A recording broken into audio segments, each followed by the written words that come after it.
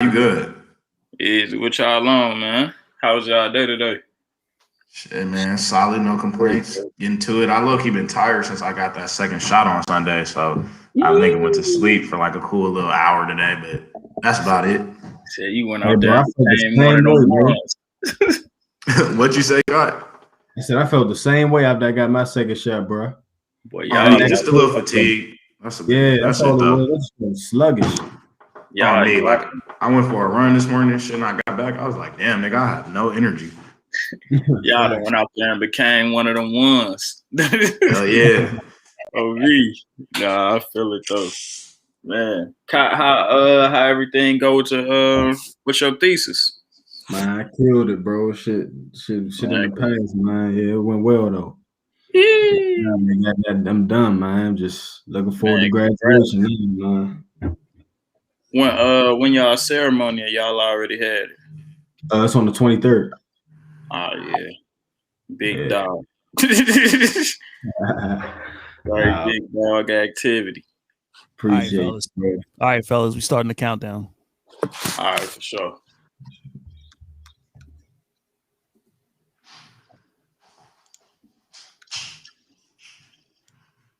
Is Russ top 5? Nah. Yes. Yes, Nick. Hey, we can't use the championship argument for point guards. None of them niggas besides Steph and Magic got them. So he's definitely in my top 5. I got no. It's tough. Shit, nigga. Who else he not better than?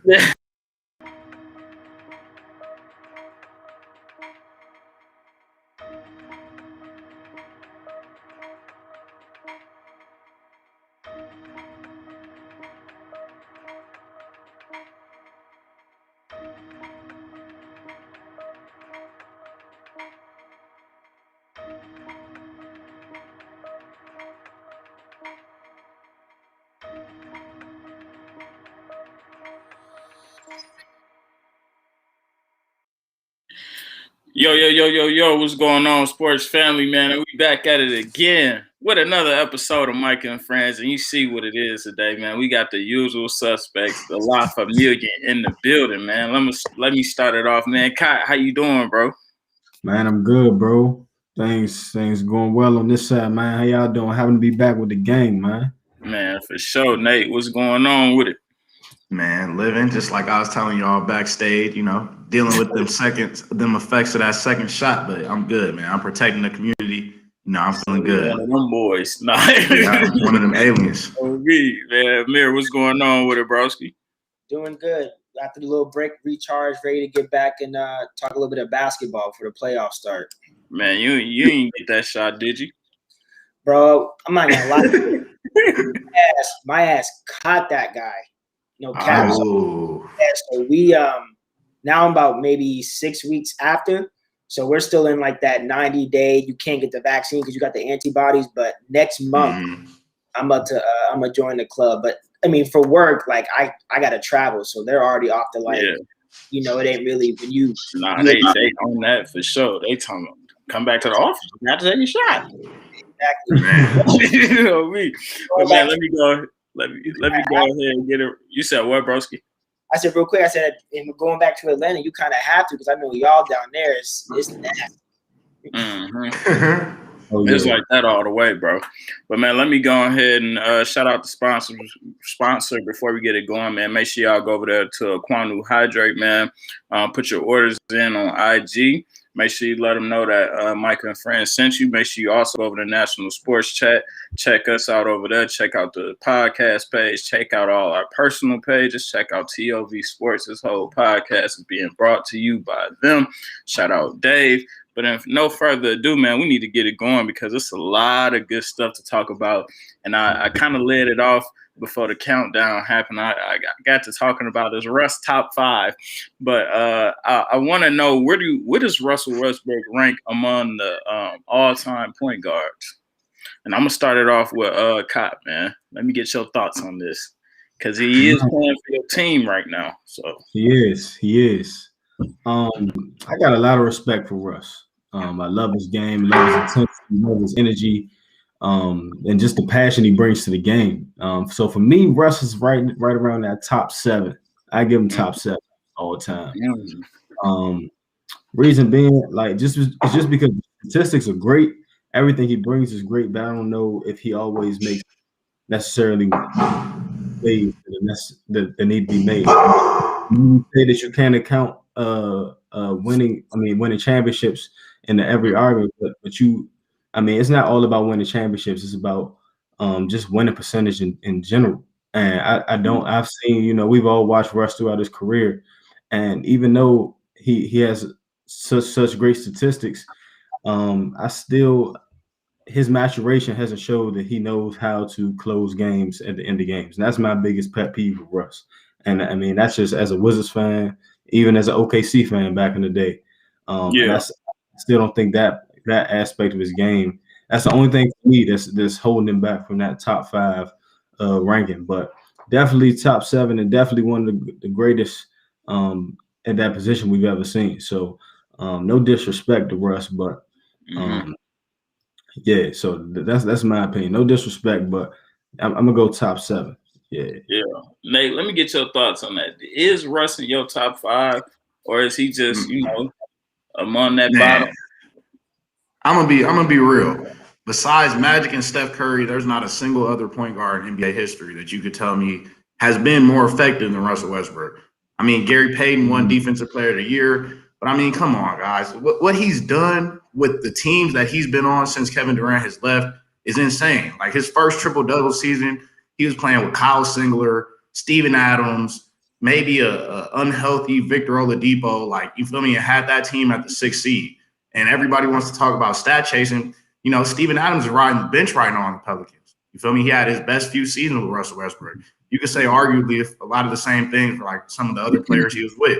You feel me? Jeremy Grant got better with Russell Westbrook. Victor Oladipo got better with Russell Westbrook. So I think that he has made guys better. I think people would knock him a little too much for not winning with Kevin Durant. It is unfortunate, but he wasn't the A guy.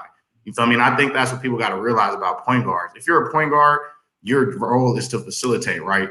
So a point guard most likely is not going to be the best player on a championship team. That's why it was important for Steph Curry to go out and get Kevin Durant. You know what I'm saying? That's why it was important for Magic to play with Kareem Abdul and James Worthy. You know what I'm saying? Like, was he trying to play the B role though instead of the? You got listen here. In the today's game, as a point guard, yes, you still do have to score. But like, let's just not act like Kevin, like he was the sole reason that they didn't win the championship. You feel me? And then like, if you want to put him up against the other point guards that are even considered, John Stockton, okay, he got to a finals, didn't win there. Same with Russ. Never put up the numbers for as long as Russell did, and didn't do it without different situations. Russ has done this 4 straight times with 4 different supporting casts. You feel me? John Stockton played with Karl Malone for 20 plus years. It ain't that hard to get assists when Karl Malone is a top 3 scorer of all time. You feel me? Like, those are the type of things that I think is Gary Payton better than Russell Westbrook? At defense, is Jason Kidd better than Russell Westbrook? I can't really say that. He got his, if we want to quantify it with rings, he got his last ring. I'm not going to say riding coattail with Dirk. Like, he still played a productive role on that team. But look at the guys that you putting him up against. Like, even Chris Paul. What has Chris Paul done that's that much better than Russell Westbrook? Win. What is he? No, he hasn't. No, he has not.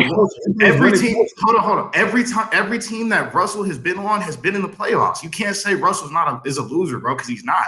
You feel me? I didn't say he's a loser. He's not a winner like Chris Paul, though. He's not. What has Chris Paul won, bro? He's been to one conference finals with better teams. With better teams than Russell Westbrook. The OKC Thunder, who had a 0.0002% chance to make the playoffs last year, made them. And what did Russ do? What did Russ do when Kevin Durant left the very first year? It was similar odds. For 8 seed. It was similar odds. But hold on. Like, hold on. We can't act like that. That team post KD had the same. Bro, Steven Adams is riding the bench right now. He's not that good. But he's not that good of a player. At that time, he was that though. Andre Roberson, who was out the league. Who else? They had Oladipo. They had Vic. Oladipo's okay. He was okay. That's why the Pacers traded his ass off. You feel me? Like, and that's what I'm saying, bro. People act like Russ is the main contributor, like to his teams. Okay, they didn't make it to the finals. So what, bro? Chris Paul hasn't either. Look at the stuff that Russell's doing right now with this Washington Wizards team. To me, you feel me? He playing with Daniel Gafford. Did you guys even know who Daniel Gafford was before he got traded over there? And now he's having his best already. He already having the best statistics. Your name when you talk about his supporter cast with the Wizards. We have Bradley Beal. That's first and foremost alongside. But hold up. First off, let's be real. Let's be real. The Wizards run has literally gone. The Wizards run has literally gone alongside with Russell's triple doubles. You feel me? They 15-6, and out of them 21 games, he's had 18 of them. And Brad hasn't played in like 10 of those games. So let's, you feel me? Like, we got to put some more. Has he? Yeah, he just got injured the other night. So my question for if Brad is that good, why is it that when Russ's success starts playing better, same with the Rockets last year, when Russ started playing better in January of last year, averaging a triple-double, the Rockets started playing better. So it's not like Russ. Bro, he's a top 2 option, bro. I mean, one person can't carry the load when both of them stop winning after you start winning. Of course, but like my thing is this: how can we sit here and say that any other point guard besides Steph, like you saying winning? Winning can't be quantified as getting to the second round because Russ has done that. He's been to conference finals. He's been to the finals, places that a dude like Chris Paul has never been, and he's played with dudes that were considered superstars at the time: Blake Griffin, DeAndre Jordan, JJ Redick. That's an amazing supporting cast. You know what I'm saying? So it's like I look at Russell. If he's not top 5, then what is the standard? You feel me? Oscar Robertson was the dude that people was chasing this whole time. He caught him. You feel me? He caught him. So now we just gonna throw the statistic of triple doubles out the window. You feel me? Like that doesn't make sense to me, bro. Like that argument don't make sense. I like that. So shit, I think Russell should be over Steve Nash. Steve Nash's prime was like 5 years, bro. Steve Nash, go look at Steve Nash stats right now. His prime was 5 or 6 years. He was a better point guard than Steve Nash. You truly believe it? Honestly, bro, it depends on what you define as playmaking point guard. Steve Nash was a part of the traditional sense. You feel me? It's a different game in the 2010s than it was in 2008. The point guard started becoming a scorer in like 2010-ish. You know what I'm saying? So the role is a little bit changed. But at the same time, like, he's just as effective. Like, Steve Nash in his 2 MVP years, they made a conference finals, then they lost in the second round. So is winning that big of a barometer for Steve Nash? Like, what did he really do that was like contributing to winning? Yeah, 2 MVPs. I think this thing is and Russ got one. I think this is like more of a thing of preference. Me personally, I got a few guys over Russ, so I'm gonna just start Magic, of course. Of course. You gotta say Steph. I give Curry the head nod. I would have to give CP3 the head nod just off of what. If you're saying that Russ pulling along these other teams, you gotta look at who CP3 made better. And hey, Chris Paul get love too. Don't get me wrong, but I'm gonna say this: I do feel like something has to be said for a 6'3" guard that can pull in more rebounds than 90% of centers. That can assist the ball better. That can get more assists than 90% of point guards. That can score the ball 20+ points per game as well, and does it every single night. We also have to look at the numbers as well, Nate, because we always speak on how numbers are just so hyperinflated now. You know what I'm saying? And they were hyperinflated back in the day when, you know, you had guys, who was that, Wilt or somebody who like averaged 50 and 25 50 rebounds. But those are enigmas. You know what I'm saying? Like now, numbers in the NBA is hyperinflated all around. So you know what I'm saying? Russ is still. My argument is that Russ, even with an inflated number system, is still a super enigma, bro. Like there's centers out there that are 7 feet tall that get 35 minutes a night that can't grab 10 rebounds, and that's their job. You feel me? But you got a 6'3" way though, bro. Like niggas, Steven Adams can't look, bro. Okay, look, I will say there has been a few clips that I've seen Russ stat pad. I'm not going to sit here and act like he hasn't done it.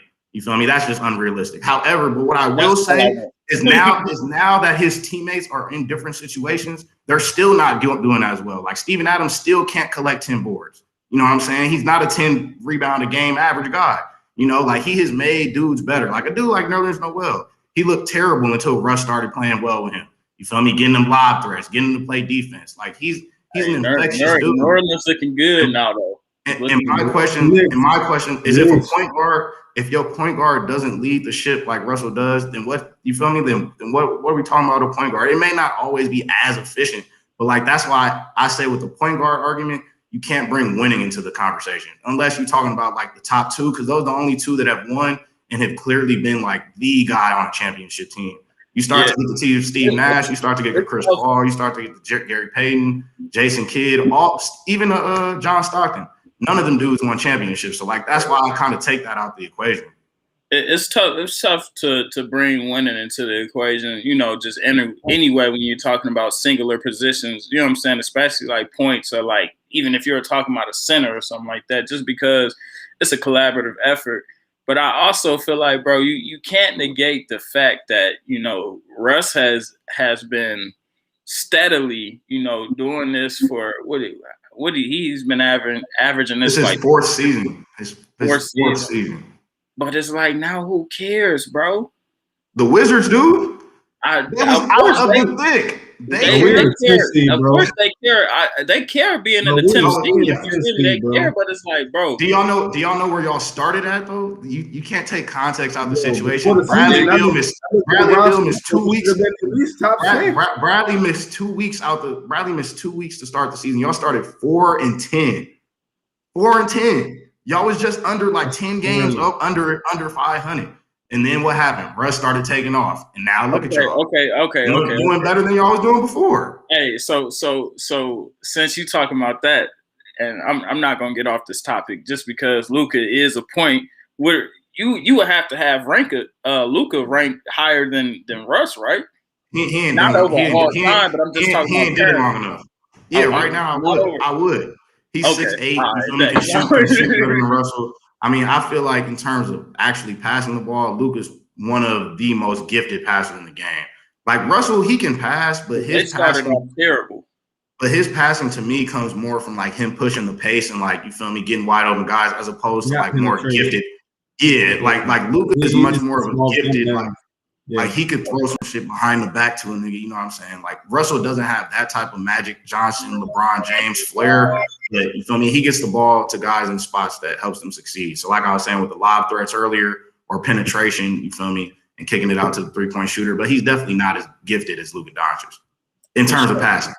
Let me get a mirror in on this, man. Where do you have Russ ranked in your like all-time list of point guards? Is he top 5? Is he top 10? Or is he even out of that? It's always hard to come behind Nate in these situations because he be really putting a fork in the arguments.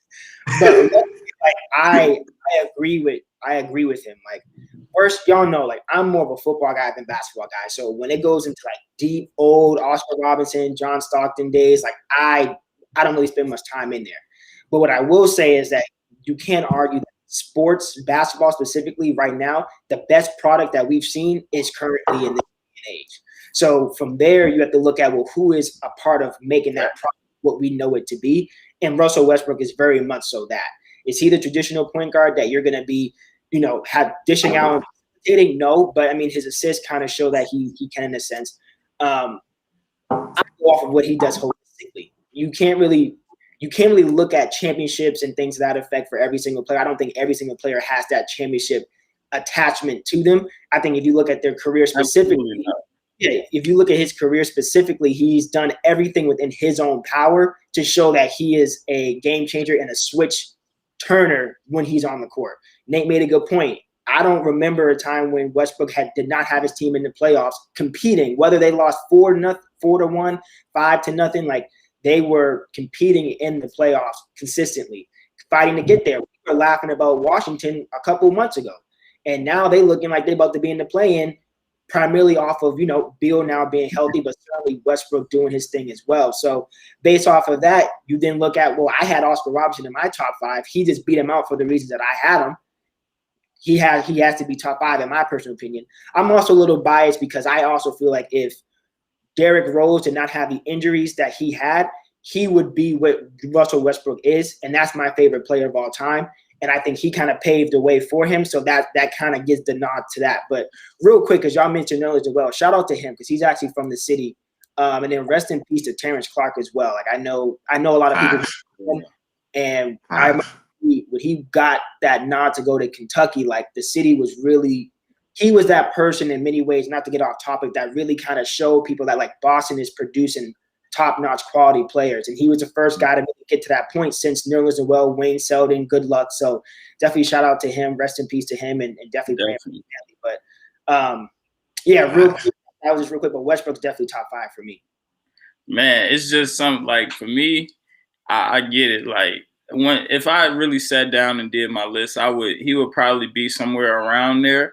But I just can't give him top 5 yet because I got it. Top 7, bro. Top 7. I give him top 7. And that's cool. That's cool, but it's just, bro. I mean, the stats numbers just look crazy, like to me, just because it's like so, like the game has changed now, so it's kind of hyperinflated.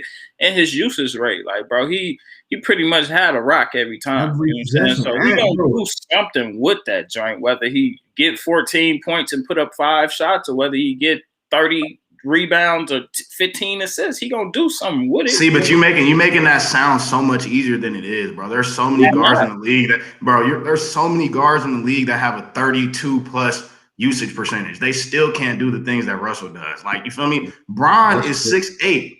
6'8", runs probably what, like a 4.4, maybe 4 or 5 used to put him in a 40. He never averaged over double-digit rebounds. Never. Yeah. And we're talking about a 6'3" point guard who put it all on the line and still does it. You feel me? Like, that to me are the things that a Steve Nash could never even think about doing. You feel me? Or even a Gary Payton or Jason Kidd. They was athletic. Way more efficient. Way more efficient. Way more efficient, but it was way more efficient, but it was also so much shorter. Steve Nash's best of his career was literally like a 5 or 6 year span, bro. I promise you that. You feel me? Like, he didn't come into the league cooking. He didn't come into the league helping on a championship team. Like, you forget Russell was a big part of a championship team at 23, 24 years old. You feel me? They may have never gotten back, but that's still something that all those other guards really can't say. And, like, you know, so those are just some of the things to me. It's just like, you point to that. It's hard. It's very hard for me to say there's 5 better point guards than him in the history. Like, I know the numbers sound inflated, but they're really not that inflated because there's nobody else doing it. You feel me? So something has to be said for that. I'm gonna look at a career. I got to see his career numbers now. Like, Luka might be the only other person who will end up, like, you feel me, having as many triple-double similar seasons to Russell, just because he can also do it at a very easy clip. Hey, LaMelo got that potential too. Yeah, he does. He does. Russ for his career is at 23, 7, and 9 assists. I always round the 0.5. Look, so 23, 7 rebounds and 9 assists. So, I mean, you know, pretty damn good. Yeah. He'll probably end up averaging a triple double for the career. Nah, he may not push that 8 that 7 rebounds up. I mean, 7 rebounds. Yeah, shit, getting 20 a night to help. if he gets like 3 or 4 more triple double seasons, which would be even more impressive because he's getting kind of up there in age, then he could do that. Now that would be crazy. You feel me? If he averaged a triple double for the career, that would be amazing. I ain't gonna lie. But I feel like even though we all agreed that winning can't, you know, just be the end all be all, it's always something nice about that hardware. And that's why I feel like guys like Curry, no matter what these other guys do, he's gonna be above them just because he came, saw, and did it. You know what I'm saying? So sure. Without Steph and Magic, they'll get that nod. I'm sorry to cut you off. They'll get that nod because they did it in the championship light. You feel me? Magic was in fucking 9 finals in 12 seasons, and Steph, you know, obviously 2-time MVP, unanimous, did it in the finals, although he don't have a finals MVP. Like, you feel me? He gets the respect. Like, you know, ain't no disrespect to Steph and no disrespect to Chris Paul or any other of the great guards. You know, it's just, if you could do what Russ do, I'd like him even more. Yeah, but my last point on that, like, when we compare all these other point guards, that's why I say it's a thing of preference. Just because you, like, in our heads, just like in our heads already, we already have our thoughts about what our prototypical point guard is. You know what I'm saying? Fair. A lot of guys that, like you said, are enigmas don't really fit the mold of that. So it's always hard to put those guys in slots over what we view as the traditional, point guard. Y'all I got one. Go I ahead. got one topic that might want to be something you talk about. Why isn't Dame considered already in this list? He's already gone to more conference finals than Chris Paul has. He already has have probably more playoff success than Chris Paul has. And we talking about Chris Paul as number 3 or 4. And Dame, maybe in the past 3 years, he's been able to mess with Westbrook. But before that, Dame had some real problems with Russell Westbrook. So, you feel me? And Dame probably by the end of his career could creep up to that top 5. Yeah, I agree. But one more point on Russell Westbrook. For sure. I mean, with me, y'all know KD's my guy. Y'all know that. You know what I'm saying? So a lot of my opinion on stems from when I watched OKC. Like, I mean, I feel like the biggest aspect of being a point guard, and you got to take some, put the traditional sense of what a point guard is to run the team and do what's best for the team. Like, he didn't take that step back and allow KD to be the best scorer on the court. I feel like it was just some animosity there where he just couldn't accept being, player B. Like, he couldn't, bro. So and that affects winning. I feel like if he would have done that, they could have a ring in OKC. Hey, this is my question, Cott. If you Kevin Durant, game 6, game 7, you take 32 shots. How many more shots do you want your point guard to get you? Okay. Do you feel me? Like, how many more shots do you want your point guard to get you? Well, that's one game, bro. I'm talking about. That's 2 games. That was like their breakup year, though. You feel me? The 3 and 1 years, game 6 and 7. I promise you, he took over 30 shots. That ain't Russ' fault. I'm not talking about that. I don't think the best thing for the team is for KD to take 32 and Russ to take 30. I mean, you don't have to when you go play with Clay, Steph, and Draymond and all them dudes. I mean, they had a very, very deep squad. Most times, though, if you are the superstar, you're probably gonna take 25 to 30. I don't see nothing wrong with taking that many shots. You feel me? But not if you're not a shooter, bro. Like KD is a shooter though. He is sniper. No, I'm talking about in regards of Russ. Like, it looked ugly when Russ take, like, you gotta, like, when KD putting up 30, 28 shots, I don't want to see, you know what I'm saying, Russ put up 24 shots. Like, that's just not. I would rather see him spread the rock. But granted, to me, he was a better scorer back then than what he is now. So, but Kai, you had a little bit more on that, and Kai, I'm gonna let you rock before we go into the second one. Oh, now we good. Let's go ahead. Brooklyn. Let's go ahead and go on to the second one, man. Do y'all think the Brooklyn Nets chemistry will affect the playoff run if they have a run? And I'm going to start this one off with Nate. What's your thoughts on this? I mean, most definitely. I'm not going to sit here and act like it's something that can it's everything to me. You feel me? It's team chemistry. We talking about a team sport. Like, it is difficult to whip yourself into playoff shape during the playoffs. I'll say that. Even obviously I haven't played in the NBA, but it's just clearly a different game. You're not playing every night. You don't have the practice time to get your legs under you. I think it will harm them, but I'll say that if Jay Harden can come back and play the whole first round, I think if they see the Celtics or they see even the Pacers or Wizards in that number 8 seed, they can handle them without Jay Harden at 100%. But what they need from him is to at least get his legs under him when they go play Philly or when they go play Milwaukee. Because even though, Milwaukee has folded the past few years, I think Drew Holiday is giving them an extra element, another good defender. Like, they kind of look like they got a real big 3. And then Philly, you feel me, that's just a very physical team. You got to see Ben Simmons, you got to see Joel, you got to see Matisse. You feel me? Just long, lengthy defenders. Like, if you Jay Harden, they really want him to get in shape for that. So I think that can affect it. But, if they're fully healthy, I don't think the chemistry will really matter until it's late game situations. Like game under 5 type. Amir, let me get your thoughts on that. Do you think the lack of the Brooklyn Nets chemistry will affect the playoff run? I hope it does. Shit. I really hope it does. Your boys need a prayer right now. Touch on them, but I hope they do. I think it would make sense for them to. I think it's crazy if they'll be able to just kind of run their way through the East without barely playing less than 50 or 25 games with each other throughout the entire season. Exactly. Like, that's crazy. But at the same time, we're talking about James Harden, Kevin Durant, and Kyrie Irving. what it mostly will come back down to is who's willing to any given night sacrifice so that the other two eat, or who's willing to sacrifice to make sure that one is able to eat in a certain situation.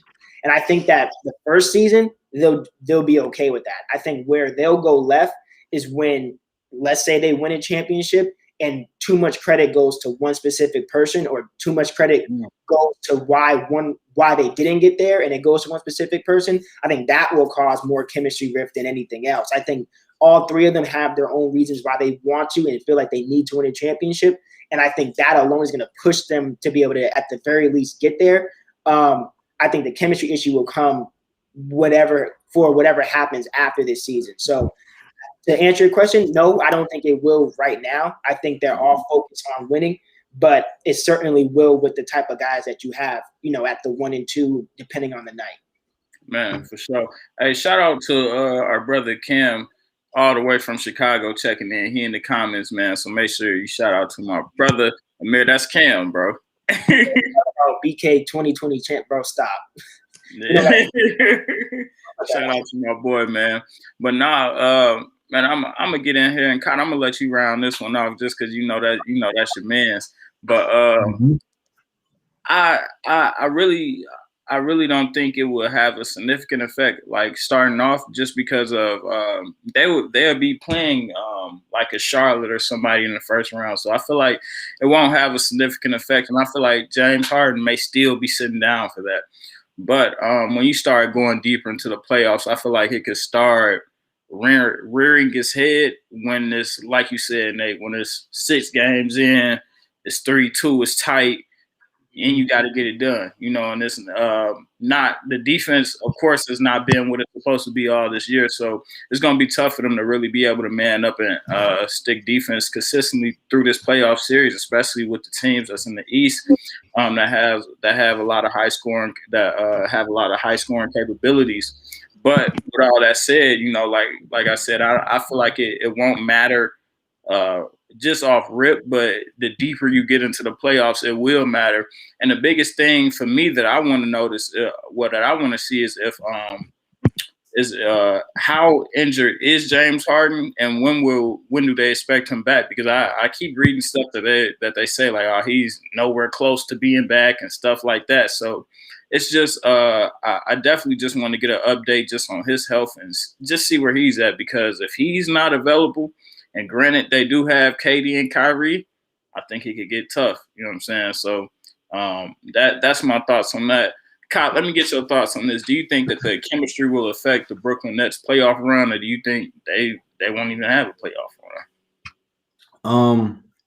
No, I do not personally. I think that just because of the high level of caliber player that these guys are, I think that it shouldn't have a problem at all. I mean, especially if you look at their offense as what we've seen throughout this year, it's pretty much it's very similar to D'Antoni's offense in Houston. It's spread it out, get a bucket. I mean, they set, a couple flare screens, down screens to get shooters coming off. But other than that, it's pretty much ISO ball. So I don't think that they'll have a big issue on the offensive end. I think the biggest issue that I've seen will be on the defensive end. Can they defend? Can they rebound?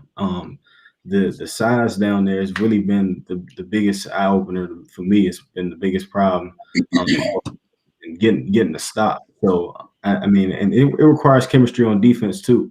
I think the biggest issue is all three of those guys. I say KD is probably the best defender of the big three, but Kyrie and Harden have always carried the reputation of not locking in, not wanting to step up to that plate. So that's going to be huge. And like I said, it requires defense on that end too. But all around chemistry, I don't think so, because when you have guys with that skill level, they could come together and get a bucket. The offensive end isn't going to be a problem. So, I mean, the biggest question for me is if they're not going to come around, are they going to be healthy? Is the biggest issue. Facts. Health is everything. I think if you don't have any one of those three, then it might get ugly. Well, I think chemistry isn't just like different personalities. Obviously, you know, all these dudes have their own different personality that we've touched on before in the show, you know, can be a little difficult to deal with in the media at least. But I think the chemistry really just comes with familiarity. Like they've switched out so many pieces throughout these few months. You know, you add in Blake Griffin, now Bruce Brown's getting a lot of minutes. Nicholas Claxton was out the lineup. Now Nicholas Claxton's back in the lineup playing heavy minutes. Sometimes DeAndre's playing good minutes. Sometimes he's a DNP type guy. You know, that happens throughout a first year, especially on a contender.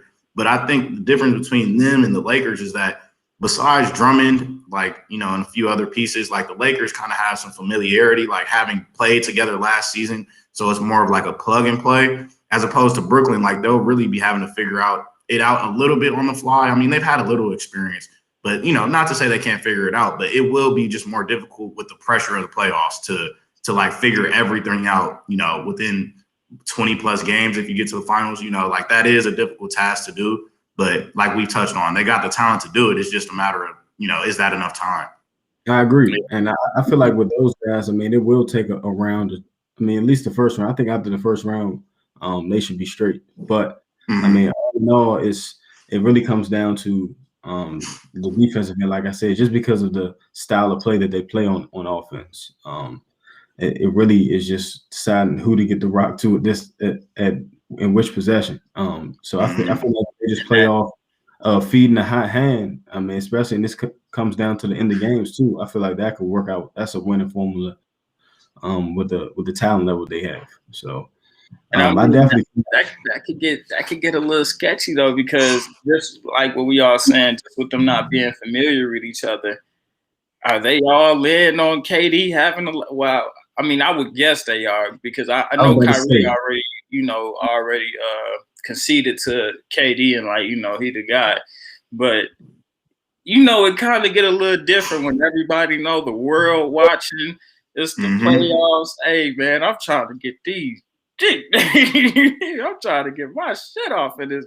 You feel me? So it's just little things like that. But I can't say that they'll fall victim to that, just because I haven't seen them fall victim to that this season at all. Like, you know, and I remember, I could vividly recall when KD was pissed off at Draymond, when Draymond made the wrong, I guess it was the wrong pass or the wrong read for the inbound for the game when the shot, and KD was pissed about that. But I haven't seen that this year. And granted, they only played 7 games together, so we can't really base that off anything. But I definitely think that they'll be in for a tall task, just because the familiarity isn't there.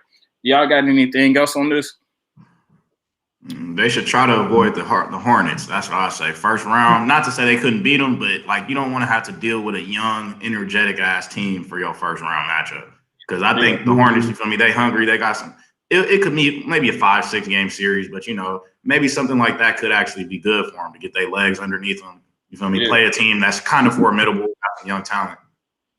Yeah. Sure. DK 2021 champions. That's what I had to say. You said they 2021 champions. Hey, if they do win, I got $100 bet from like a year and a half ago about this. Like, because I bet my man Shaq, like, bro, this how much I believe in KD. I'm like, bro, I bet you 100 that, including last year, in the next 3 years, KD would get a chip, including the AC. And I was like, after he had the ACL, that's how much I believe in him. And this is before like everything, and, you know, before they got Harden and all these other pieces and stuff like that. I just believed in him that much. But we'll see, man. This gonna be a good playoffs. It's gonna be very exciting, because there's gonna be some teams in here that we haven't seen in the playoffs in the stretch, like you said, Nate. Even though they're in the play-in tournament, Charlotte.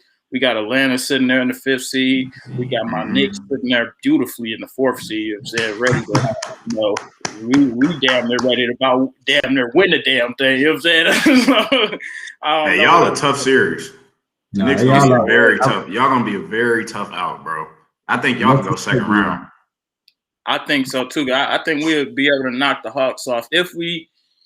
All right, hopefully, Hawks, I need y'all to keep winning so we can knock y'all off in the first round, bro. I just, you know what I'm saying? I need that to happen. But, yeah, I think we're going to be a hard out, bro. Like, against any team we play against, we're going to be a hard out. But Before we go ahead and move on to this next topic, let me bring you all a message from our sponsor, man, AQUANO HYDRATE. So here's the message, and we're going to be back at you all on the other side of this. So this podcast is being sponsored by AQUANO HYDRATE. Make sure you go over there and shoot them a DM and let them know you want an order of a case of this water, man. And make sure you put Micah and friends in there in the message and make it a discount, man. You never know. But make sure you go over there and check AQUANO HYDRATE out, and let's get back to this podcast. Man, and we back, and now, you know, it's time to get even more spicier, just because we like I said, it's playoff time. Guys' teams ain't doing good. My team is doing immaculate. You know what I'm saying? We're doing wonderful right now. But I need to ask my guy, more importantly, Amir, what's going on with Boston? And do you think you all are making any noise since Jaylen Brown went down? Man, we were 7th seed or something like that. Something low. It is. I don't know. I think we once had this. I think we maybe were talking about it in the chat, where I think Nate had made a point where he was like, Jaylen Brown and Tatum are both really young, so like you still got to get them more time. Where I think I was kind of off to like, nah, I think they've had enough time to kind of show us kind of what they're doing. I think you have to start looking at the roster and the coaching staff to see exactly where the holes are, because you have two guys who are easily the top 2 players in many respects, or some would say in the top 10 overall on the East at least. You have a lot of players who 4 players. Like, yeah, I'm not top 2 overall. That's crazy. top 2 like in the grand scheme of things. Like they're definitely up as far as talent. But it's not registering consistently. And I feel like that should be the main thing that they should show, is that we're the one of the main teams in the East that don't have much turnaround. We've had the same coach. We have the same core, but yet consistency is our Achilles heel. So I'm not really confident that they're going to go that far, unfortunately. I think they really do need to kind of get rid of this concept of like having 2 guys and then you just have a bunch of role players. We got to probably get a good, solid big.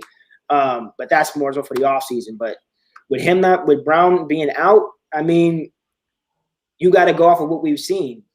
Tatum has not shown that he can put his back specifically and carry them through a series. Like, we've given up series with both of them playing healthy. So I don't see us going very far, unfortunately. But again, I think the issues for Celtics are starting to get a little bit bigger.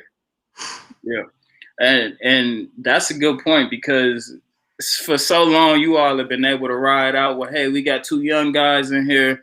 We're gonna kind of get behind these young guys, and not to say that that change is needed to happen, or, you know what I'm saying, that they needed to get rid of them earlier on, but it has been stuff along the road where it's like, hey, we may need to look into getting off one of these guys and getting another piece. But my thing is this, quick. I think keep those guys. Like, I think that's part of the Boston culture. It's very smaller markets where we really want to keep our stars. Keep the guys you drafted. I think that's great.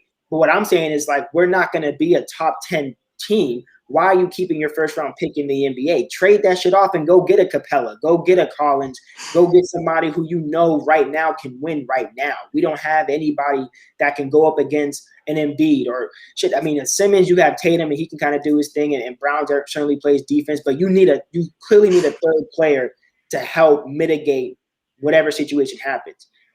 There's no first round player that we would draft at our standing that will be worth whatever we have or whatever's in the market. Trade that pick off, even if it's someone for a year.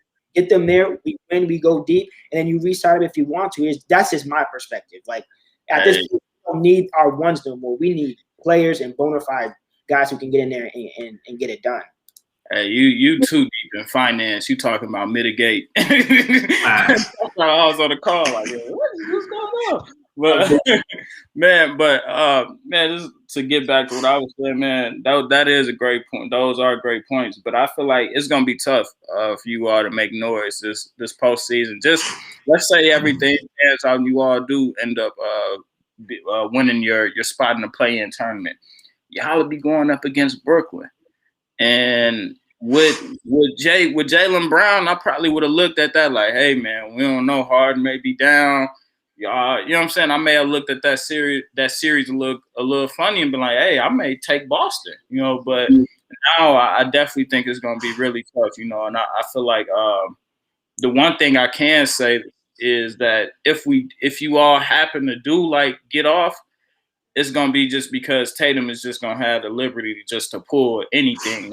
It's not gonna be anybody else out there that he's gonna have to really share that the rock with. Smart is gonna put up his shots. And the biggest thing now is I feel like this playoffs is going to let them know whether or not they need to get rid of Kemba, which I feel like they should have been had. You know what I'm saying? Because if Kemba can't contribute to this playoff run right now, he's never going to be able to contribute just because you have a star player down. So you're going to be able to see what he's going to be able to do at his highest level. And we already know what it's like for him on defense. So it's like, you're gonna have to bring something to the table offensively, and I feel like if that doesn't happen this postseason, he's gonna be out the door. But like I said, I definitely feel like Tatum is gonna get a shit ton more opportunities these playoffs, and I feel like he's gonna capitalize on them, but not to the effect to where they could make some serious noise in the playoffs. Let me go with Cott. Then, Nate, I'm going to have you finish this topic up. Cott, let me get your thoughts on this. Do you think the Celtics could make any noise in the playoffs without Jaylen Brown? No, I don't. Personally, if I think Boston would have done their work early and, cemented themselves in the, 4th, 5th seed, maybe the 6th. But, I mean, it's even tough because, that 6 seed, you got to face 3, and the top 3 seeds this year are really tough. We're talking about Philly, the Nets, and the Bucks. So I feel like Boston doesn't want to see any three of those. So the fact that they're playing already in the play-in position spot and would have to face one of those 3, I think it's going to be very tough for them. So I mean, Jaylen Brown is part of their 1-2 punch. So I mean, it's tough for any team if you lose a guy of that caliber. I don't see him going anywhere this year, but and Miller made some great points about how we might be able to start looking into other factors about how Boston needs to make improvements and changes, because I feel like this year they had a very strong roster, and I'm not pretty sure y'all were pretty healthy this entire year, correct? I mean, I think in the sense of every yeah, but Tatum, a little knickknacks here and there, but I feel like they were able to really over protocol. Jason had COVID. Jason had COVID. Kemba was out for a while. Tristan Thompson was out for a while. Like they've had some pretty considerable injuries. Right. And Tatum has said himself, like, he's had to get on an inhaler since getting off of COVID. So I mean, everybody's had to deal with it, and we've certainly had our bumps and blows, but I mean, shit, when he was out, if you got rid of somebody and put a big man in with Ron Brown and Smart, like, we would still be in a situation that's to Cott's point, we'd be higher up, so we don't have to be worried about doing a damn play-in. But Smart was out for a little minute too, right? Smart was out. I remember. Yeah, Marcus was out for a minute. Yeah, or thigh or some shit like that. So I feel like to continue on, I feel like that the biggest thing with them is if they would have done their work early and set themselves up in a better position, then maybe they would have faced Atlanta team, even the Knicks. I feel like, I mean, y'all are tough, but I mean, it's not the top 3 seeds in the East. You know what I'm saying? So the fact that they're in that position is just real tough for them. So I think they're gonna be going home a little early. There ain't nothing wrong with that. Boston still has a bright future to me with those 2 young guns. And question: what was Jaylen Brown's specific injury? Is it long term or is it just it's a torn ligament in his left wrist? Left wrist, yeah. He can bounce back. That's offhand. So facts.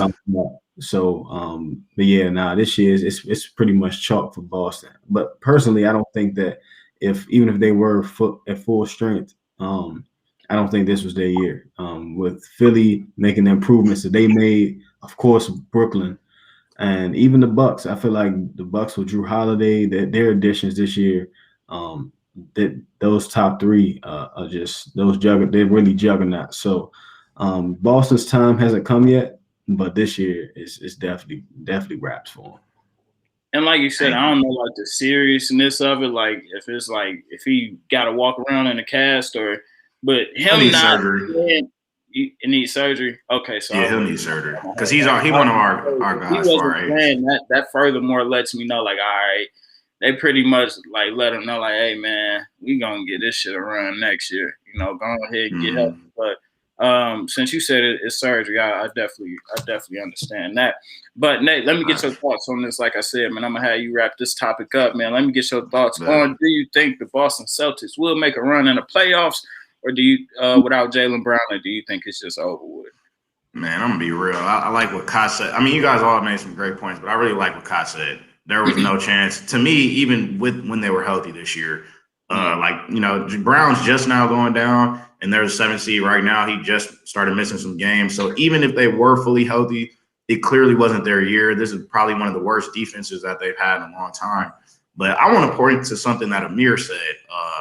He hit it right on the head. Like, Boston's roster has been very poorly constructed for years now, and they've made some very questionable decisions, Danny Ainge in particular. Like, the only two things that I think he's really hit on since being in Boston was drafting well but accumulating assets. But his issue is that he never cashed in on assets.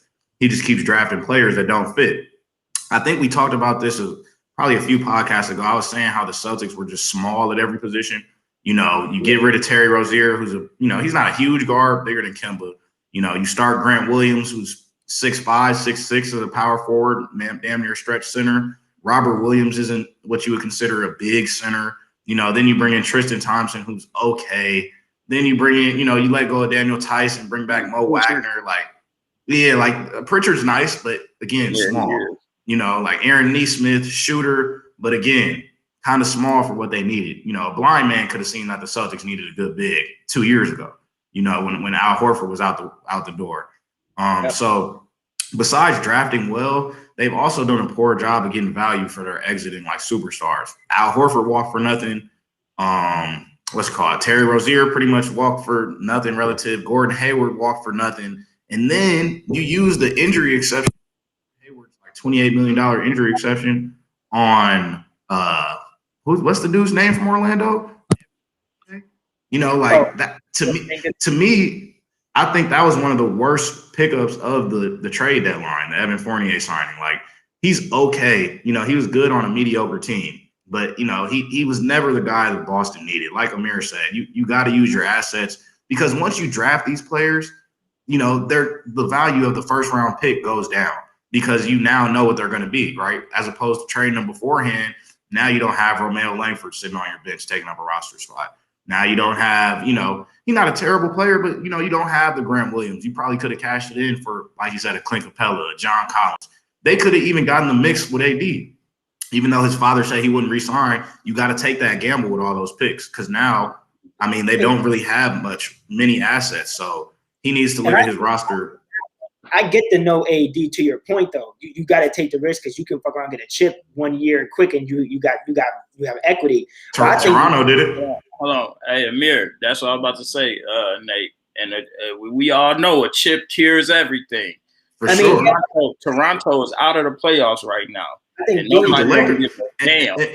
Lakers don't really care too much either if they lose this year. It's not a championship or bust year. They got one. You know what I'm saying? Like, they got one, so obviously they want to get back, but it's less pressure once you get one.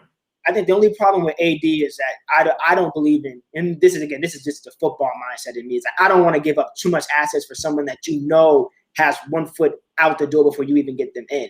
I think how the team is constructed, you have 2 guys potentially, and at the time we had 3 because you still had Hayward, that you could easily say that's the 1, 2, and 3, and then you have a big that can just grab boards and protect the paint. Like, you trade that one off for Capella, we're in a completely different conversation, because now Embiid potentially have to guard one of the 3 best scorers. Ben's going to guard the second, and now you have Capella who can easily do his thing in the paint. Like, it's a different conversation. Like, you don't really need that other star, because I don't think Brown and Tatum really did their thing when Kyrie was there. You just need somebody who can just play defense and protect that center spot. But now the issue is they paid Kemba, so I think everybody has kind of had it up to here with smaller guards in the NBA. I think we've kind of seen their ceiling a little bit as the leader of the ship. I just don't really think it's that viable. And we're not talking small as in like Kyle Lowry, who's like 6'1", 200. we're talking like the under 6 feet. You know, no offense to anybody under 6 feet, but I'm just I think Danny Ainge has a real affinity for small guards, like smaller, undersized players. And to me, it's just not a formula for success. And now you've given him $160 million. I mean, that contract's going to be very, very hard to get off. Yeah, that's a fact, though. You got to find a team that's willing to do anything, which there will be, you know. For sure. But, man, let's go on. But which there will be a team that's willing to do anything, but it's like what you getting back, though. So it's like the Celtics need something. I don't really feel like they need draft capital. I feel like they need a player, and I don't know if the teams that have a player, you know what I'm saying, would want him. Willing to grab Kemba. But let's go ahead and roll over to this next one, man. Another one. Since we're talking about the play-ins and all that, do you all think the NBA should get rid of the play-in tournaments just because you know we've been hearing a lot of I can't even say a lot of people say anything. We heard LeBron say something. And there was last year, you know, a few rumblings about it and just people not disliking, people disliking it and stuff like that. So I need to get y'all thoughts on that. And I'm going to start it off with Nate, man. What's your thoughts on this play-in tournament? Do you think it needs to be thrown out? Man, I love the play-in tournament, bro. I'm not going to lie. I really like the play-in tournament because it adds an extra layer of competitiveness. Because there was a while where people were saying that the NBA allows too many teams in the playoffs. In my opinion, you got over half the league makes the playoffs. 30 teams, 16 teams make the playoffs. And realistically, usually those 8s, 7s, and 6 seeds really don't have much of a chance, especially the 8 or 7. So, you know, why not make them play for that spot? And I think it adds another, like we're coming down toward the end of the season, it just adds another great storyline. I mean, Memphis can still beat the Warriors out for that 8th seed. You know, the Wizards are still scrapping for that 9th seed with the Pacers down there. I mean, you got teams trying to stay out of the 7th and 8th seed. So even the 6 and 5 seeds like Denver or the Blazers, like coming down the season, everybody's still playing for something. And I think that's valuable, you know. And it caters to like the global sense. Like the NBA is trending toward a global game. And like, you know, the global environment, they like soccer. And soccer is one-off games. Like, you know, unfortunately, we've kind of become accustomed to series. But you in the World Cup, you got one game to prove yourself. You know what I'm saying? You got one game in those type of formats, and it just adds for, you know, just the extra element. Even last year, like the playoff game was fun, you know. And I don't know if y'all remember a few years ago when Russell and OKC played Denver. It was the last day of the season, and they were playing for that AC. Tied up, and it was just a breaker against them too. And that's kind of what I think showed the NBA, like, okay, if we make a play-in game, like this could be very viable because that game might as well have been a playoff game. It was sold out. Russell hit a dagger game winner, you know, like those are the type of stories that the NBA wants. You know, just stay out the 7th and 8th seed then if you're that good. LeBron or Luka, you know, everybody that was complaining about it is in it. So that shows they're doing something right.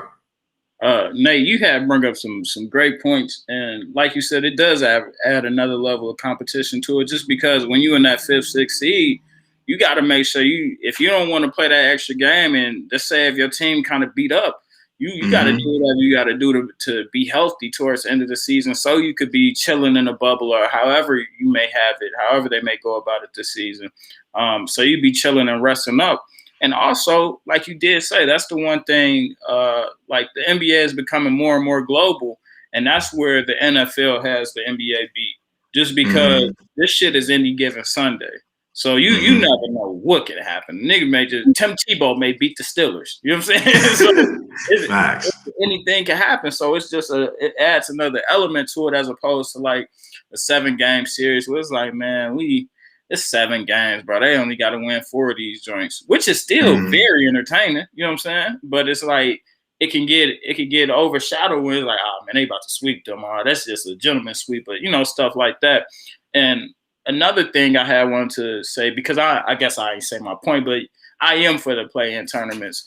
But the one thing I do want to say is that it just adds just another aspect of teams having to really go out there and really prepare night in and night out, which I feel like could get a little nerve-wracking, but this is what we want. We want to see the teams like the Spurs. Like, I think they're like in the 9th or 10th seed. but they are hard out. You know what I'm saying? Like, they didn't beat some really good teams this year, and they didn't beat some really good teams down the stretch. So who's to say a 10 Spurs isn't playing better than a 7 Memphis or Golden State Warriors? You know what I'm saying? So I feel like that lets the fans have a better playoffs once we see, okay, we have the best 2 teams out of these bottom 4 that's eligible for the playoffs. The best 2 teams is gonna play instead of an 8 seed in there. They down 3 starters, or, you know what I'm saying, whatever it may be, like how John Morant had to deal with last year, which I still counted him getting to the playoffs just because. I'm sorry, he took his team there, bro. I'm sorry, but you know, you can have a situation like that where a team isn't that healthy, and just because of the 8 seed, hey man, we in it because we the 8 seed. Nah, let's get give the fans the best value of their dollar. But Kyle, let me hear your thoughts on this one. In the mirror, I'm gonna have you wrap this one up. I definitely think y'all made some great points. I do like the extra added level of competitiveness that it brings. The only thing that I would change is I don't like how they have the 7th and 8th seed playing each other, and then the 8th, the 9th, and 10th seed playing each other. I think that's the only critique I would have. So it should be 7, 9. I think 7, 10, and 8, 9 play each other. Okay. See, I like that, but I think they did it the way, because you got to reward the teams that are in the playoffs currently constructed. So you only have to win 1 game if you 7-8. I think that's the real reason that they like that, because you get 2 chances to lose if you were 7-8, as opposed to the 9 and 10. You only get 1 chance to lose. So like, I do kind of like that format. Okay, you may all right to that point. I can see that. But I mean, all in all, I do like it. I think that in past years, we've seen guys kind of coast, you know, towards the end of the season, gearing up for playoffs, start resting guys, sitting guys, and it really makes teams really lock in from beginning to end. I mean, there's no time to slack off unless you've solidified yourself in that top 3, whereas you're not moving top 4. That's okay. Maybe you can chill a little bit, get geared for playoffs. But I mean, if you haven't done your work early and you're in those bottom seeds, I mean, you got to continue to lock in and fight for that position. So I agree with it. And like you all said, the guys who really were complaining about it are in the play-in. So, I mean, of course, we're going to be mad about it, extra games, extra wear and tear. But, I mean, all in all, I like it, man. I think that it's important to keep the league innovative, so things won't get stale, just to add new elements to the game to make it fun. I know last year, like you all mentioned, the play-in games that we watched was super competitive with Memphis and who they play. They play the Blazers. Great games, you know. So all the fans want to see. We want to see is competitive ball. You know what I'm saying? So I actually like it. I think it's a good idea. So I wouldn't change it. I think it's probably here to stay. Yeah, I definitely think they found something with this, you know, just because the way that it's just another element to the game and the viewership. You know, it's kind of like the pre-playoffs. Like, hey man, you know, you lose and go home here, so it's kind of like just another element to it. But Amir, like I said, I'm gonna let you wrap this one up. Let me get your thoughts on this play-in tournament. Do you think that the NBA needs to get rid of this tournament, or do you think it's here to stay? To answer your question, no, I think they need to keep it. And here's why, from my personal perspective. It reminds me a lot of the NFL, the problem that the NFL had a few years ago, where towards the end of the season, a lot of the top teams who maybe have played the other teams within their division earlier, they started benching their guys to prepare them for the playoffs. So even if they were a 5 or 6 seed, they were off there like, we gotta go into the playoffs as a 6 seed healthy, as opposed to playing these guys and trying to get up to a 3rd. We still don't get the first round bye, but now we're going in there hobbling. So the NFL is like, cool. What we're going to do is change the schedule around to where you play your division teams towards the end of the season. So now the games matter more. The games matter more. You're going to play your starters. You play your starters. There's more of a reason why they're going to pay that money to go sit out in the cold in Foxborough, in Pittsburgh, and wherever to go see that game. The problem with which is a blessing and a curse, is that it's so player focused, is that there's nothing really that the league has full control of. the players can really do whatever they want if they really have enough power behind it. So let's look at I pulled up the standings real quick just to see who would be, let's say for the East, the 7 through 10 seed. The 7 seed is Boston, of course. 8th is Hornets. 9th is Pacers. 10th is the Wizards. We just talked about how Russell Westbrook is the 5th best point guard of all time. You think he's going to go home against the Pacers?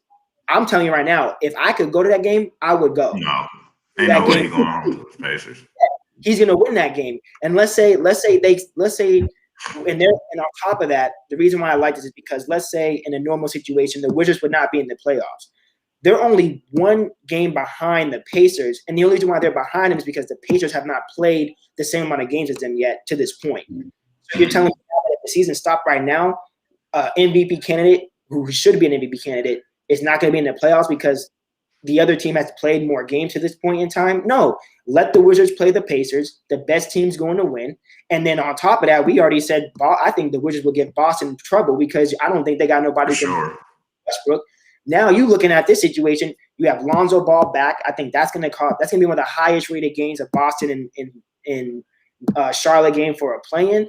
I think that type of situation what the NBA is looking for, to where now you have more parity and you have more complexity to the end of the season, which usually is not there. Then you look at a guy like LeBron where he's like, I hate it, the guy should have been fired.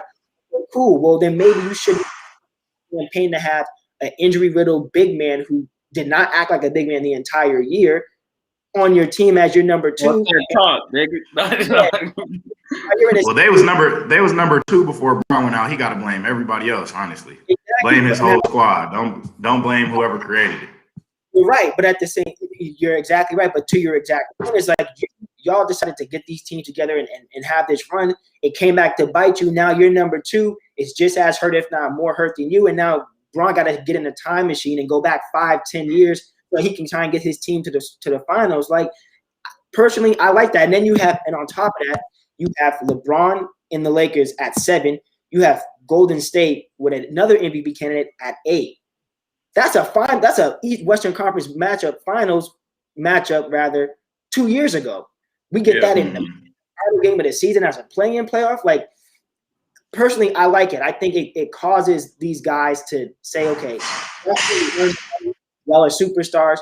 Let's see it in these situations. This is how a guy like Westbrook can have a conversation being a top 5 all-around point guard, because you're going to say in 2020, he was a 10 seed and got his team to maybe the second round of the playoffs after having to play in 2 play-in games. Me, I like it. I think it's great. I think it's needed, and I think guys like LeBron, I understand your frustration, but this is what the league needs, because you need someone from an administrative level overseeing the rest of the league and saying, no, we're not just going to let the best teams just bench their players and do whatever.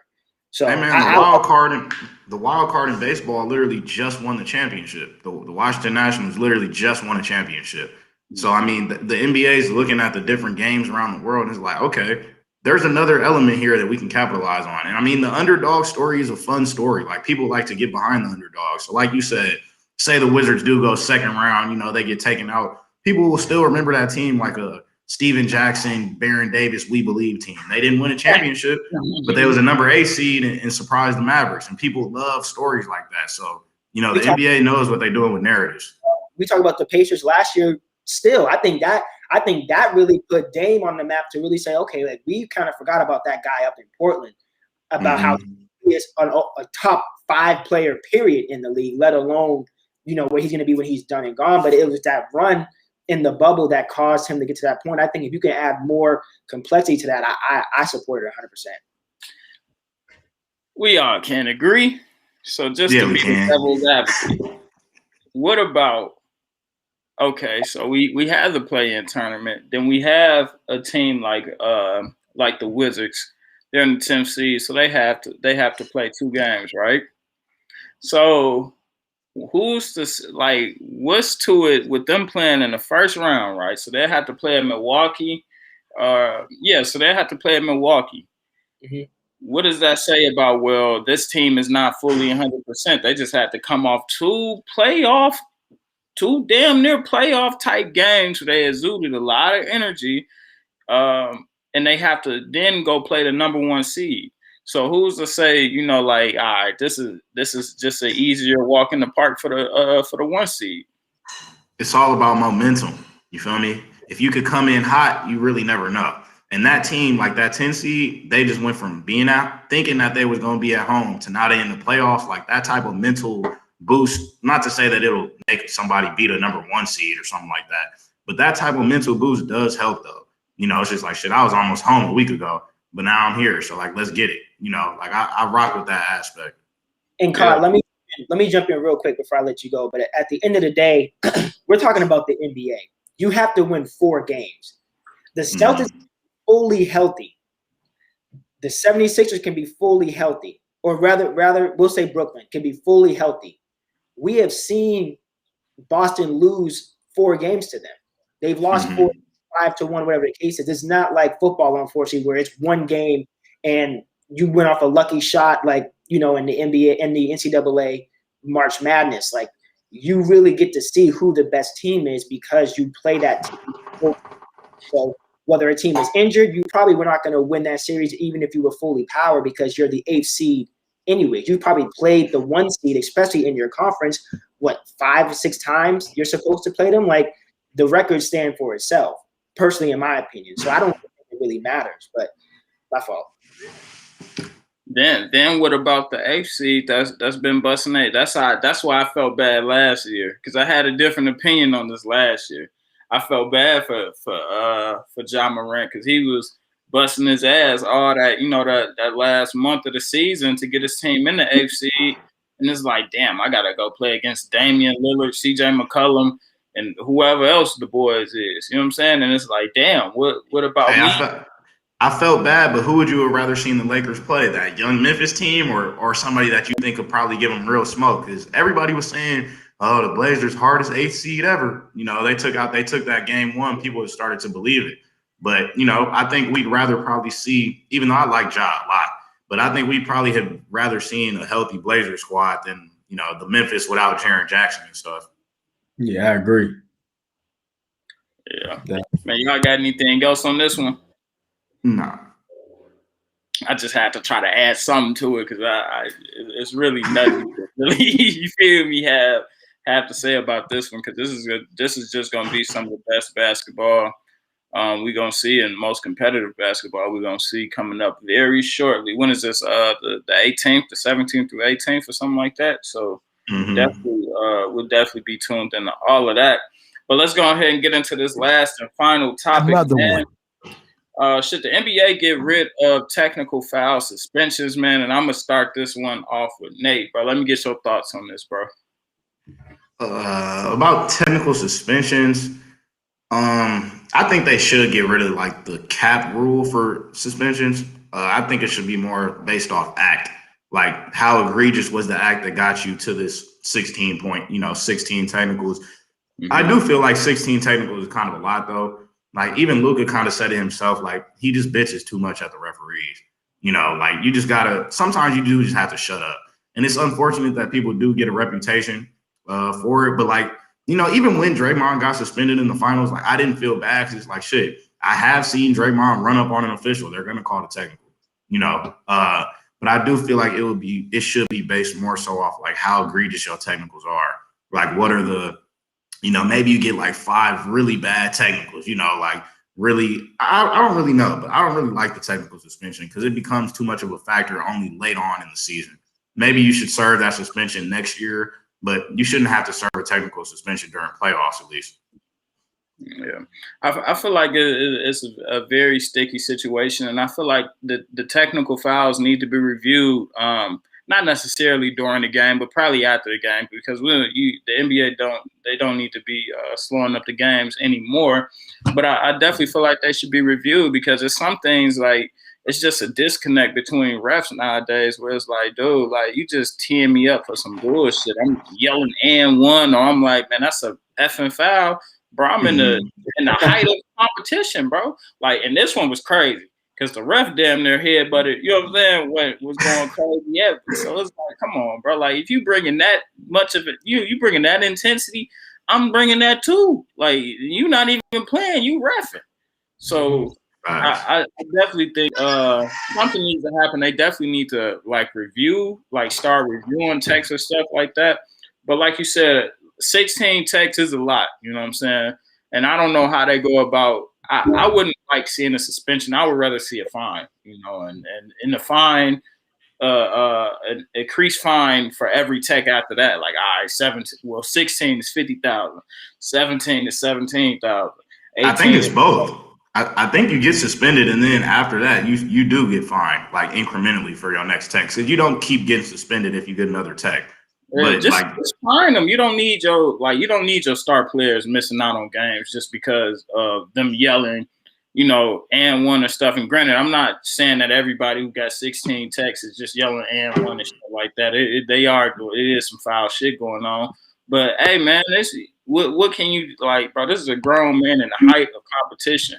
You know what I'm saying? You gonna say something. You gonna get turned up. Like, that's just what it is. But I don't know, man. I definitely don't think them suspending the players the way to go about it. Kyle, let me get your thoughts on this, bro. Man, I think they need to either do one or two things.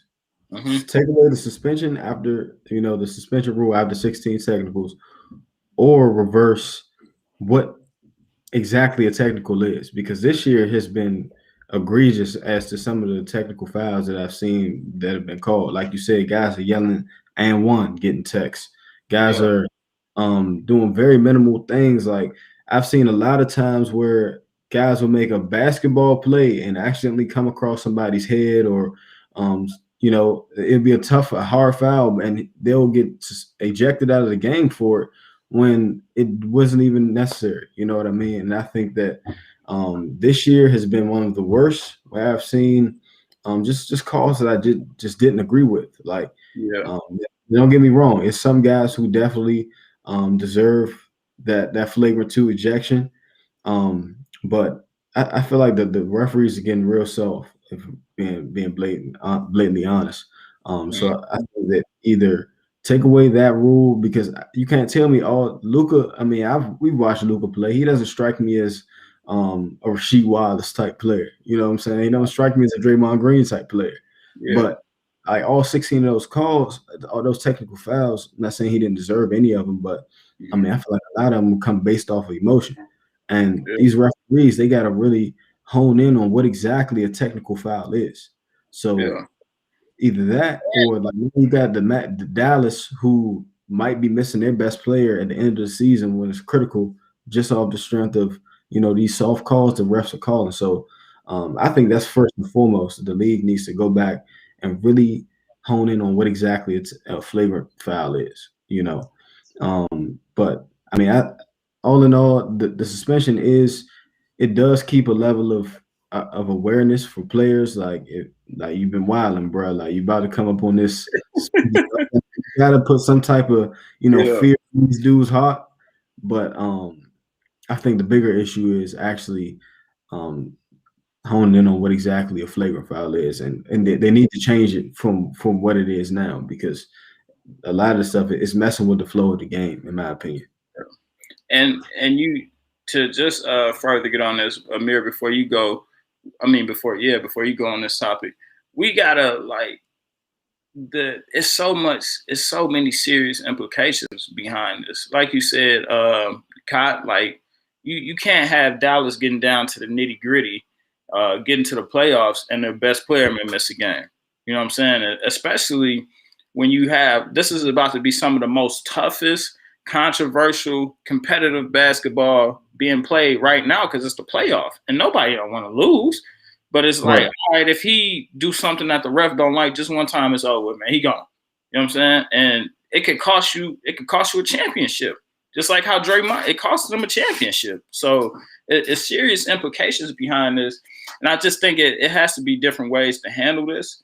And I also believe that, when guys like this, it has to be some like a penalty, a penalization or something like this for refs just making false calls. Like, a guy could be pissed off, like, dude, this nigga just came across my face and you ain't called shit. Like, bro, pause. This is crazy. You know what I'm saying? Hey, but no, dude, water me across my face, and come on, like you ain't calling nothing, bro. Of course I'm hot, bro. I just got smacked in the face, and that don't have nothing to do with basketball. Like you got to call these type of things. And granted, refs do miss calls, and that's cool, but it's like you can't miss a call, then be pissed off at me being mad at you missing a call, and whatever I say to you is just, well, nah, he said something, hey, get out of here. No. And that's why, again, like, even to get more on the NFL, you know what I'm saying? That's why games, sometimes like the big playoff games and stuff like that in the NFL and the Super Bowl games, they don't pull the flags out. They let the wide receivers and DBs know, hey, I'm going to let y'all get it. You know what I'm saying? I'm going to let y'all get into each other. So if y'all don't want to play like that, let me know, and I'll, you know what I'm saying, bring the flags out. But the fans don't want to see that, bro. Like nobody wants to see that. So I don't know, man. Something needs to happen with that rule, and I'm sure they'll have something coming down in the offseason about that, just because of the severe implications of teams possibly missing a starting player. Amir, let me get your thoughts on this. It's a tricky situation because oftentimes it is case by case. Like we can't recently with less fans in the stadiums, you're able to hear the players a little bit more clear. So you're able to hear certain things and be able to, you as a fan are able to make certain assessments to say, okay, that's not worth the tech, or that's not worth getting kicked out. And in a normal situation, you don't really get that. You're not really privy to that much information. I think what they should probably do is try and find some way to add another party to help with reviewing. So like in the NFL again, like when they challenge a play, that play automatically goes to New York City, and then they then do the review, which then sends it to the referees, and the referees make the call. I think they need to do some kind of system with that to where they can look at a situation and say, okay, really quick, hey, what was the entire situation? The entire situation is that, ref, you didn't miss the call of somebody getting hit. It's in the fourth quarter. Things are hot. Things are tense. He then yells at you because you didn't miss the call. Hey, you know what? We'll just give the possession to the team that initially caused the foul, and that we'll just play from there. We won't kick him out, and we'll hit him with a fine later because that is, that's not professional, or that's not indicative of an NBA player. Okay, fine, you want to do that. Kicking guys straight out the game and that just being that, I think that's a little much. But I think, again, at the same time, it really comes down to the situation. If Luka's in a referee's face because he's hot and heated, you're one of the faces of the NBA. You can't really, you got to compose yourself in certain situations. And if you can't, and I do think you need to be held responsible, but it definitely is a little difficult based off of, having that rule for every single situation. Yeah. It just has to be some type of higher, like, somebody that's making that call on a higher level, just because, like I said, refs aren't going to be 100%. You know what I'm saying? They will never be 100%. But it's like, bro, you don't have to be 100%. But on critical moments like this, to where I'm just mad because you missed a clear foul, and maybe it may have not been clear to you, but I'm pissed that you missed it because it's going against me winning, like me producing and helping my team win the game. So I'm gonna be pissed off. And you calling a tech on that is just like, bro, like, just because you mad at me and just want me gone, it can't just stop at you just wanting me gone for the reason I'm gone, bro. Like, it has to be second level. Like, it has to be some type of second level. And like I said, I really don't want them to do anything and like where they review it like during the game, because sports don't need to be slowed down, bro. They need to keep going at a constant level, just because you never want to just have the viewer just lack interest on what's going on. Like, oh, they're reviewing this tech. They about to see. They've been reviewing this about 10 minutes. They about to see if they gonna bring them back or let them go. Like, come on, bro. Like, it has to just be something else. And I just feel like the refs should probably tell the league should probably tell the refs, like, hey, man, like, unless they doing like something just totally disrespecting you and out the line, like calling you a B or something, like come on, like you gotta have tougher skin in that, bro. Like you're not a diva, bro. You're a referee, so But y'all got anything else on this before we get up out of here? I think in any situation, I think you have to just start to add more complexity to stuff. But guys got to be held accountable. Refs definitely got to be held accountable, just so that the best product can be put out there for people to pay to see. Yeah.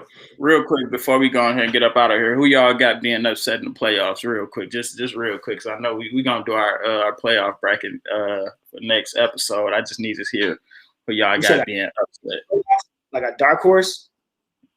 I mean, it could be a dark horse, or who's gonna get, like, which team is gonna get knocked off, or or a dark horse. I mean, I think I'll go with the easy one. I think Brooklyn is definitely a question mark. Like you have to see, it's going to come down to how bad the big three really want to win, and how long they can kind of play this selfless basketball. Because we know at least one of them really cares about stats, and we know that the other one, is kind of trying to shake off a mantra that he can't win without other stars, even though he grabbed 2 other stars. Whatever. I think watching them specifically is gonna be a big thing for me to see. Yeah, Kyle, who you got? Plus for them. I'm about to go with the Los Angeles Lakers. Personally, I think that AD's performances have not. I mean, he has not been playing to superstar level. He did pick it up in a couple of games as of late, and then LeBron James' comments really were pretty startling. If I was a LA fan, with him saying that he thinks he'll never be 100% again in his career, let alone this year. So that just shows you where he is physically. I mean, he didn't look the best when the couple games he returned. So, and then I mean, I feel like losing Dwight, I mean, they did pick up Drummond, but I feel like for that specific team, I feel like Dwight is a little better fit for me personally. And losing McGee, they you know what I'm saying? That losing Rondo was huge for him. Rondo played big for him last year in the playoffs. Big for the Clippers now. Hey, and that was my next point. I think as my dark horse, I like the Los Angeles Clippers. I know they're a highly talented team, but coming off last year, it left a bad taste in a lot of people's mouths. A lot of people gave up on them. But that Rondo addition has them playing to a totally different level. The playoff Rondo effect is real. So I like them as a dark horse in the West. To answer that question, but yeah, man, I think the Lakers need to tighten up. It's gonna get bumped. And that goes to bro, LeBron saying he'll never be 100% again for his career this season. That goes to him. Like I said, niggas was acting like he got shot. Like, come on, bro. Like, I get it. Like, he was a high ankle sprain. His knee kind of went with it a little bit. I get it. Like, don't sit here and act like you've been shot. Like, come on, cuz. Like, you LeBron. You gonna be out there. But for me, my biggest upset is, and y'all may not even see it as an upset, but I don't care who they play first round. They ass is getting popped. And it's the number 1 seed in the West, which is the Utah Jazz. I got their ass getting up out of there, man. So, first round, eighth seed, first round. First round. Who the eighth seed in the West? You can have it, and really, who I want to do it is the Spurs. So you can have the Spurs, Warriors, or who's the other team? I know the Lakers down there. In Memphis, but I don't think Memphis is gonna win. Hey, don't forget, playoff D Mitch is serious. Yeah, beat your boy, your top 5 point guard all time, Russell Westbrook, in a series with PG. Yeah, I just think it's gonna get ugly for the boys. I think it could get ugly for the 1 and 2 for real, but I think mostly the 1, just because I know CP3 is gonna handle business. With the Suns, I don't see him bouncing first round too crazy unless they play the Lakers for real. Right. But other than that, man, it was a great show, man. I appreciate y'all for tuning in again, man. You know how it is. Always good to have the family in the building. Like I said, make sure y'all go over there. Shout out to the sponsor, AQUANO HYDRATE. Go put your orders in on IG. Tell them the Micah and Friends podcast sent you. Go over there to TOV Sports. Shout out Dave. This whole podcast is being produced by TOV Sports. Make sure you go there, tell them we said what up, and go over to the National Sports Chat, man. Go to the page, man, and make sure you go there, follow us. We'll follow you back, man. We posting content on there. We got everything going on that page. We got a lot of good stuff coming down the pipeline, like some giveaways, some, you know what I'm saying, some big things coming, like Xbox. You know what I'm saying? Some money, some PlayStation. So make sure y'all tune in over there. We got a lot of good things coming that way. And like I said, go over there and follow all our personal IGs, man. Make sure you go over there, follow all of us, man, and just keep following and subscribing to the campaign. And most importantly, go over to the Micah and Friends IG page and follow us over there. And we still, you know, we're going to keep it rolling, man. Next week, like I said, we're going to give our brackets, and it's going to get real live because we're going to know who in, who out, what's going on, who healthy. And we just going to give it to y'all that way, man. But no further ado, man, we checking in and we checking out Micah and Friends podcast. Yes, sir. Appreciate you all for tuning in, man, checking out this podcast. Make sure you go over to YouTube, IG, like, comment, subscribe, follow us on everything.